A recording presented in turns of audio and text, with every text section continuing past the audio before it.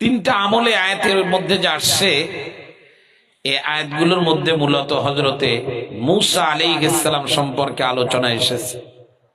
হযরত মূসা আলাইহিস সালাম সম্পর্কে খেয়াল করবেন, ফিরাউন মূসা আলাইহিস সালাম এবং তার অনুসারীদের উপরে প্রচন্ড রকম ক্ষেপা ছিল এবং বনী ইসরাইলের উপরে ফিরাউন এমন নির্যাতন চালানো শুরু করেছিল, চালায়েছিল, যার বর্ণনা কোরআন শরীফের ভিতরে সংক্ষিপ্তভাবে যা আছে তা দিলেই শরীরের পশম দাঁড়ায় যাওয়ার কথা। ফিরাউন বনী ইসরাইলের মূসা আলাইহিস সালামের অনুসারী যারা ছিল তাদেরকে ধরে ডান হাত কাটতো প্রথম, এরপরে বাম পা কাটতো, এরপরে বাম হাত কাটতো, এরপরে ডান পা কাটতো, এরকম উল্টা করে একটা কেটে আরেকটা, আরেকটা কেটে আরেকটা, এইভাবে কেটে বনী ইসরাইলকে ফিরাউন শাস্তি দিত। আরো কি করত? ছোট বাচ্চাদেরকে জবাই করেছে, সে ঘটনা তো আছে। আরো করতে হলো যে ফিরাউন তার বিপক্ষে যেই যেত তাকে ধরে তার একটা স্পেশাল জেলখানা ছিল, সেই জেলখানার মধ্যে আটকায় রাখত। বাংলাদেশের জেলখানা তো অনেক ভালো, 3 বেলা খেতে দেয়, ফ্যান আছে, লাইটের ব্যবস্থা আছে, জেলখানার থেকে মোবাইল করে বাড়িতে কথা বলা যায়, বাংলাদেশের জেলখানা। এরপরে সপ্তাহে 15 দিনে আপনজনদের সঙ্গে সাক্ষাতের একটা বিশেষ রুম আছে। ফিরাউন একটা জেলখানা বানায়ছে, মর্মান্তিক জেলখানা। কোরআনে কারিমের 19 নম্বর পারার এক আয়াতের তাফসীরের মধ্যে আসছে, তাফসীরে জালালাইনে, ফিরাউনের জেলখানা ছিল খুব মর্মান্তিক জেলখানা। বলে কেন এত মর্মান্তিক? বলে সেটা ছিল তাহতাল আরদে, মাটির নিচে। এবং এমন জেলখানা ফিরাউন যারে ওই জেলখানায় ঢুকায় রাখতো, যদি তারা হায়াত থাকতো ওই জেলখানার থেকে বেরোনোর আগ পর্যন্ত তার কারোর সাথে আর দেখাও হতো না, কারোর সাথে সে কথা বলারও সুযোগ পেত না। তার মানে বর্তমান আপনারা এক জেলখানার কথা শোনেন, সেটা কিন্তু মাটির নিচে না, এটা মাটির উপরে। আমাদের দেশে আয়না ঘর, এটা বিল্ডিং এর মধ্যে, কিন্তু মাটির নিচে জেলখানা বানায় রাখছে। সিরিয়ার প্রেসিডেন্ট বাশার আল আসাদও মাটির নিচে জেলখানা বানায়ছে। তো এইরকম চতুর্মুখী নির্যাতন ফিরাউন যখন চালাচ্ছিল, তো বনী ইসরাইল এসে মূসা আলাইহিস সালামকে বলল, হে নবী মূসা, আমাদের এখন কি করণীয়, আমরা কি করব? মূসা আলাইহিস সালাম তখন তাদেরকে যে করণীয় কথাগুলো বলেছিলেন, ওই করণীয় গুলো আমি আপনাদেরকে শোনাইতে চাচ্ছি।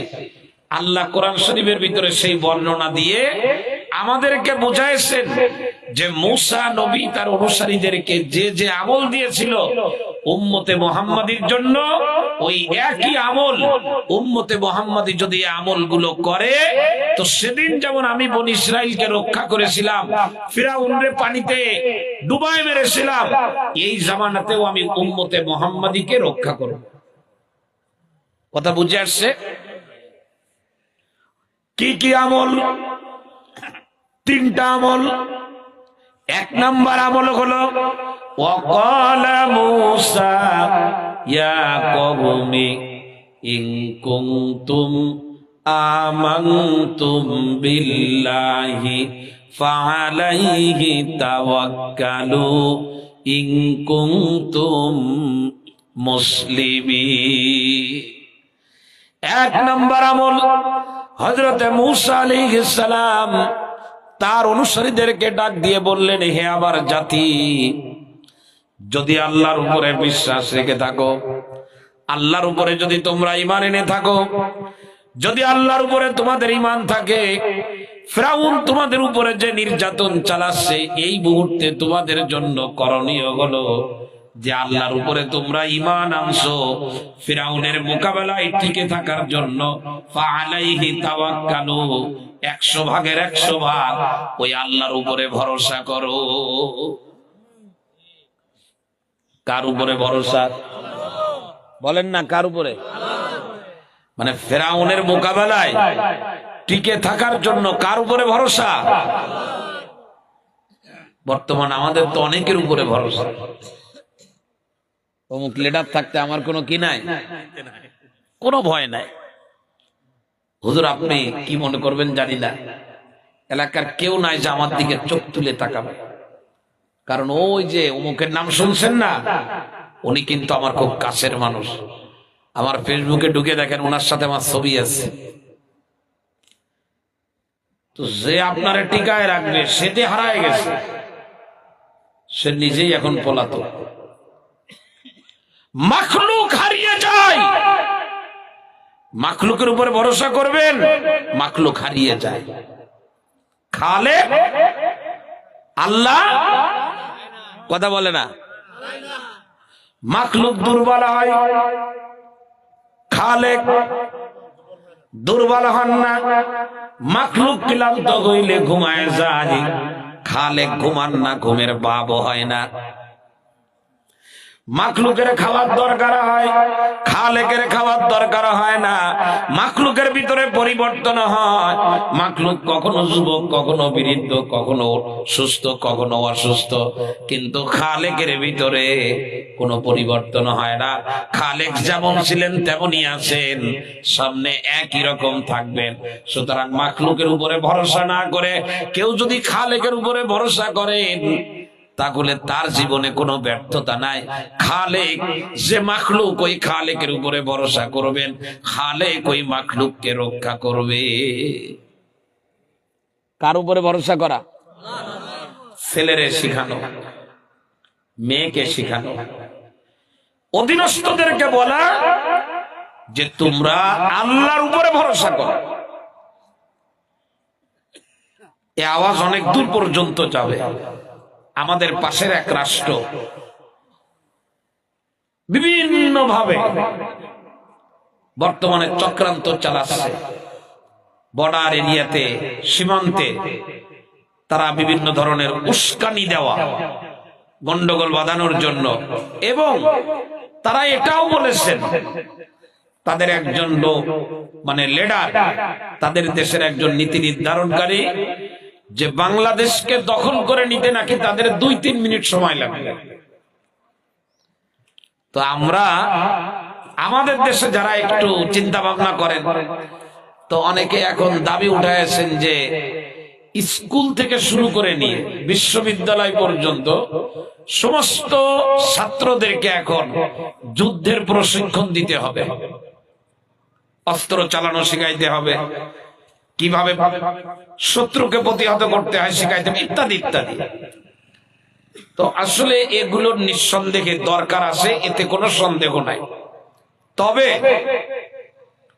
আমাদের প্রেসক্রিপশন হলো যে দেশের মানুষকে সমস্ত চিন্তা চেতনা মাথা থেকে বের করে দিয়ে একেবারে স্টুডেন্ট থেকে শুরু করে নিয়ে শিক্ষক, গ্রাম থেকে শুরু করে নিয়ে রাজধানী পর্যন্ত বাংলাদেশের সমস্ত মুসলমানদেরকে এখন আমরা এই বয়ানটা করব যে আমরা শত্রুর মোকাবেলায় বিজয়ের জন্য একজনের উপরে ভরসা করব, তার নাম কি? আমি বুঝাইতে পারি না। কার উপরে ভরসা? আপনি আল্লাহর উপরে ভরসা করবেন। কি পারেন আর না পারেন আমার আল্লাহ ওটা দেখবেন না। আপনার ভরসা যদি আল্লাহর উপরে হয়, পাখির মতো। কিসের মতো? লাউ আন্নাকুম তাতাওয়াক্কালুনা আলাল্লাহি হাক্কা তাওয়াক্কুলিহি লা রাযাকাকুম কামা ইয়ারযুকুত তায়র। পাখি যেমন আল্লাহর উপরে ভরসা করে বাসা থেকে উড়া শুরু করে খালি পেটে, বিকাল বেলায় ভরা পেটে ফিরে আসে, মালিক তারে খাওয়ায়, পাখিকে খাওয়ায়। আমার ভরসা যদি আল্লাহর উপরে পাখির মতো হয়, আল্লাহর কসম দিয়ে বলি, আমি কি পারি আর না পারি এটা আমার মালিক দেখবেন না, আমার শত্রুকে কিভাবে পরাস্ত করতে হয়, পরাজিত করতে হয়, এটা আমার মালিক ভালো জানেন। আমি মাঝে মধ্যে বলি, এই বাদাম খাচ্ছ, মাইক ঠিক করে দাও রে, আমার অনেক কষ্ট হচ্ছে, শেষ করে দেব কিন্তু। ইয়া আল্লাহ, বদরের যুদ্ধ থেকে শুরু করে ইসলামের ইতিহাসে যত যুদ্ধ হয়েছে খেয়াল করেন, বদরের যুদ্ধ থেকে শুরু করে সব যুদ্ধে একটা যুদ্ধ ছাড়া মুসলিম বাহিনীর মুমিনদের অবস্থা খুবই খারাপ ছিল। বদরের যুদ্ধ, কাফের একদিকে 1000, মুসলমান মাত্র 313 জন। কাফেরদের কাছে 1000 যানবাহন, মুসলমানদের কাছে মাত্র 2টা যানবাহন, অস্ত্র নাই, একেবারেই মানে যার বলা যায় যে একেবারেই দুর্বল বাহ্যিক ভাবে। কিন্তু বদরের ময়দানে যারা যুদ্ধ করতে গেছিলেন মুসলমান 313 জন, তাদের পূর্ণ ভরসা ছিল কার উপরে? বলেন না একটু। বিজয়ী হয়েছেন কারা? অস্ত্র দিয়ে বিজয়ী হওয়া যায় না, টাকা দিয়ে বিজয়ী ছিনিয়ে আনা যায় না, যানবাহন দিয়ে বিজয়ী হওয়া যায় না। বিজয়ের চাবিকাঠি একজনের হাতে, তার নাম কি? জোরে বলেন। আল্লাহ যদি বিজয় না দেন, পৃথিবীর কোনো ক্ষমতা নাই কাউরে বিজয় দিতে পারে। আর ইসলামের ইতিহাসে একটা যুদ্ধের নাম হলো হুনাইনের যুদ্ধ। সেখানে মুসলমানের সংখ্যা অনেক ছিল, কিন্তু সেই যুদ্ধের ভিতরে মুসলমান পরাজিত হয়েছিল। সিরাতের কিতাবের মধ্যে এত পরিমাণে মুসলমান ছিল, হযরত আবু বকর সিদ্দিক রাদিয়াল্লাহু তাআলা আনহুর মতো সাহাবী মনে মনে বলতেছিল, আজকে আমাদের যুদ্ধে বিজয়ী হওয়ার জন্য খুব বেশি বেগ পাওয়া লাগবে না, তার কারণ আজকে আমরা সংখ্যায় অনেক বেশি আছি। সেই যুদ্ধের মধ্যে পরাজিত হয়েছিল। এজন্য মুসলমানের জয় আর পরাজয়, মুসলমানের জয় আর পরাজয়, আপনার পরিবারের শান্তি আর অশান্তি, আপনি ভালো থাকবেন না খারাপ থাকবেন, এ সব নির্ভর করতেছে আল্লাহর উপরে কতটুকু ভরসা। আমার আল্লাহ পাক হাদিসে কুদসির মধ্যে বলেন, আমি আমার বান্দার সঙ্গে ঠিক ওই রকম মুআমালা করব, আমার বান্দা আমার ব্যাপারে যেমন ধারণা রাখবে। বান্দা যদি আমার উপরে 100 ভাগ ধারণা ভালো রাখে, আমি আমার বান্দারে 100 সাহায্য করব। বান্দা যদি আমার প্রতি ধারণা হয় 50-50, অর্ধেক, আমি বান্দারে অর্ধেক সাহায্য করব। মানে আমার আল্লাহর উপরে আমার ভরসা যেমন, আমার আল্লাহ আমার সাথে ব্যবহার করবেন। কথা বলে না, বলেন না একটু কথা বলেন। আপনি আল্লাহর উপরে ঠিক আপনার ভরসা যেমন, আল্লাহ তাআলা আপনার সঙ্গে মুআমালা করবেন তেমন। কামিল পাস করা লাগবে না, দাওরায়ে হাদিস পাস করা লাগবে না, কিচ্ছু করা লাগবে না। কোলের একটা বাচ্চা মাত্র 2 বছর বয়স, 1.5 বছর বয়স, 1 বছর 6 মাস তার বয়স। এই বাচ্চাটার আল্লাহর উপরে ধারণা, ওর কোনো ব্যবসা নাই, ও মুখ দিয়ে কিছু বলতে পারে না, কিন্তু আল্লাহর উপরে ওর ধারণা হলো মায়ের স্তনে মুখ লাগাইলে আমার আল্লাহ আমারে খাবার দেবেন। মায়ের স্তনে মুখ লাগানোর সঙ্গে সঙ্গে আমার আল্লাহ রেডিমেড খাবার মায়ের মুখ থেকে বের করে বাচ্চার মুখের ভিতরে ঢুকায় দেন। শুনে রাখেন, একদম মৃত্যু পর্যন্ত জমিনের ভিতরে কোলের বাচ্চা যখন ছিলাম, আমার আল্লাহর উপরে আমার যেমন ধারণা ছিল, ওই ধারণা যদি আমি ধরে রাখতে পারি, সেদিন যেমন আমার খাবারের অভাব হয় নাই, সেদিন যেমন আমার নিরাপত্তার অভাব হয় নাই, সেদিন যেমন আমার প্রতি মানুষের ভালোবাসার অভাব হয় নাই, মৃত্যু পর্যন্ত যদি আল্লাহর প্রতি এমন ধারণা থাকে, আল্লাহর কসম দিয়ে বলি, আমার জীবনে কোনো কিছুর অভাব হবে না। আমার জীবনে কোনো কিছুর অভাব হবে না। অনেক বর্ণনা যেগুলো বলতে মনে চাচ্ছে, কিন্তু আসলে এর থেকে আমি খালি মুখে কথা বললে আমার কষ্ট কম হবে। আমি যদি খালি মুখে কথা বলি তাও কষ্ট হবে না। এই অবস্থায় কথা বলা যত কষ্ট।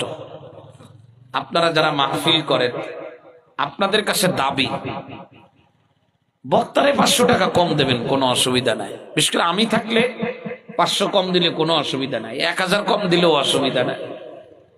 যদি প্রয়োজন হয় আমার কাছ থেকে কিছু নেবেন, কিন্তু মাইক ভালো নেবেন। কারণ এভাবে কথা বলা যায় না, এত কষ্ট করে কথা বলা কোনোভাবেই সম্ভব না। আমি খালি মুখে কথা বললেও আমার কথা শুনতে আমার ভালো লাগে। তোমরা যারা ব্যবসা করো, তোমাদের ব্যবসা করার দরকার নাই। তোমরা গান বাজনা করবা, তোমাদের এগুলো দরকার নাই। আল্লাহ মাফ করে দিক। খেয়াল করেন আমার দিকে, এত কষ্ট দিলে হয় না। 1-1.5 ঘন্টা ধরে কথা বলবো, স্বাভাবিকভাবে যদি কথা বলতে না পারি।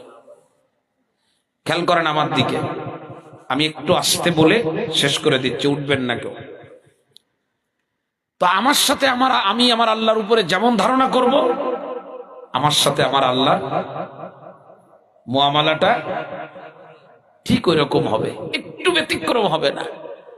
আমি আমার আল্লাহ ছাড়া কিচ্ছু বুঝি না, তো আমার আল্লাহ আমারে ধাক্কা দিয়ে আরেকজনের কাছে পাঠাবে না। আমার আল্লাহ আমার চাহিদা পুরা করবে। আমি আমার আল্লাহ ছাড়া কিচ্ছু বুঝি না, তো আমার আল্লাহ আমাকে ধাক্কা দিয়ে অন্য কোথাও পাঠাবে না। আমি যা চাবো আমার আল্লাহ আমাকে তাই দেবে। আপনাদেরকে বোঝানোর জন্য বলি, যেহেতু অনেক কষ্ট করেছেন এই মাহফিলের জন্য। রাসূল কারীম সাল্লাল্লাহু আলাইহি ওয়াসাল্লাম যখন গজওয়ায়ে খন্দক পরিখা খননের কাজ চলতেছিল, ড্রেন কাটা, খাল কাটার কাজ চলতেছিল, যাতে মক্কার কাফেররা মদিনায় ঢুকতে না পারে। খেয়াল করবেন, তো একজন সাহাবীর বাড়ি এই গজওয়ায়ে খন্দকের একদম পাশে। এই সাহাবী খেয়াল করলেন যে রাসূলের এই 200-300 সাহাবী যারা গজওয়ায়ে খন্দকের এই পরীক্ষা খননের কাজ করতেছে, প্রত্যেকটা সাহাবী এত ক্ষুধার্ত যে গলার আওয়াজ পর্যন্ত ক্ষীণ হয়ে গেছে, কথা বলতে পারে না।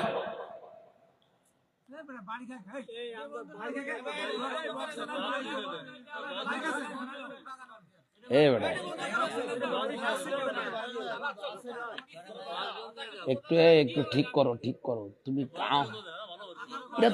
এটা তো সব জায়গায় মাহফিলে এরা মাইক দেয়, তোমাদের এই অবস্থা আজকে কেন আমি তো বুঝতেছি না।